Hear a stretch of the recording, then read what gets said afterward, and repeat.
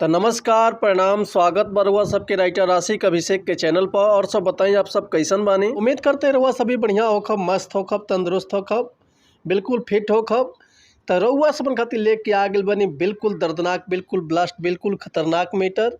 नया साल 2025 के प्रेमी प्रेमिका के बिल्कुल हिट मैटर, बिल्कुल दर्दनाक मैटर, प्रेमी प्रेमिका के लव स्टोरी संग भोजपुरी में। उम्मीद करते रहुआ सबके बेहद पसंद आई।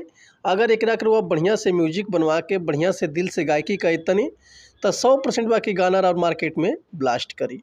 लेकिन इससे पहले रहुआ सबन से एगो बात कहल चाहब कि अगर हुआ गायकी में इंटरेस्ट बा आ गायकी कल चाहतनी, गायकी में कदम रखले बानी, गायकी में रहुआ पसंद बा आ गायकी में अगर हुआ दम बा तो रहुआ के सपोर्ट करे खातिर हम तैयार बानी।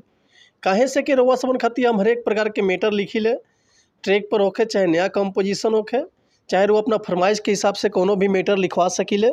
लव सॉन्ग, ऑर्केस्ट्रा सॉन्ग, बेवफाई सॉन्ग, पूर्वी, निर्गुण, भजन, लोकगीत, लयदारी, रंगदारी, जातिवाद सॉन्ग, चाहे जिला स्पेशल गाना, चाहे वो अपने मन पसंद के कोनो भी मैटर लिखवा सकीले, चाहे म्यूजिक बनवा सकीले, चाहे रिकॉर्डिंग करवा सकीले, वो बिल्कुल उचित चार्ज पर। तो ये से कहल चाहब रउआ सबन से कि रउआ अगर हमारे चैनल पर आ गइल बानी, चैनल पर नया बानी और चैनल के सब्सक्राइब नहीं कैले तो चैनल के सब्सक्राइब कर ली और बेल आइकन प्रेस कर ली ताकि कोनो वीडियो अपलोड करी तो सबसे पहले नोटिफिकेशन रउआ सबन के मिले। अगर वीडियो रउआ सबके अच्छा लागता, पसंद आवता तो एगो प्यारा सा कमेंट कर दी। चलिए देर ना करती हूँ, आज के मैटर देखल कैसे बा, का एकर लय बा, का एकर धुन बा, ही रउआ सबन के हम गा के बताओ। तो उम्मीद करती रउआ सबके बेहद पसंद आई। आज के मैटर बा प्रेमी प्रेमिका के बिल्कुल नया कंपोजिशन मैटर बा। ही नया साल में जनवरी के महीना आवे वाला बा भैया। एगो प्रेमी अपना प्रेमिका से कैसे कहत रहे, कौना भाव में कहत रहे कि नया साल में चुमा द गाल में कहो न सॉरी सॉरी,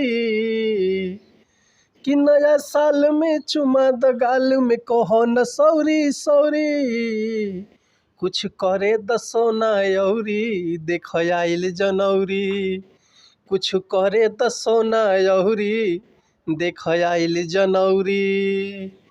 चलो हाल में नैनीताल में संगे करे जा दौड़ी, कि चलो हाल में नैनीताल में संगे करे जा दौड़ी, कुछ करे द सोना यौरी देख आइल जनवरी, कि कुछ करे द सोना यौरी देख आइल जनवरी।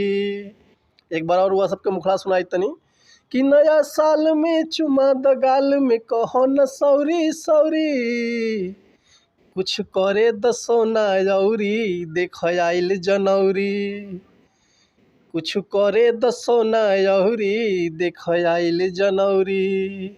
कि चलो हाल में नैनीताल में संगे करे जा दौड़ी, कि चलो हाल में नैनीताल में संगे करे जा दौड़ी, कुछ करे द सोना यौरी देख आइल जनवरी, कुछ करे द सोना यौरी देख आइल जनवरी। तो उम्मीद करतनी मैटर हुआ सबके बेहद पसंद आयल हुई। अगर ये गाना कर वो फुल लिखवावल चाहतनी, चाहे एकर म्यूजिक बनवावल चाहतनी, चाहे रिकॉर्डिंग करवावल चाहतनी तो वह बेहिचक व्हाट्सअप कर सकिले। डिस्क्रिप्शन में हमारा कॉन्टैक्ट नंबर बा, व्हाट्सअप नंबर बा, तो वह कॉल या व्हाट्सअप कर सकिले।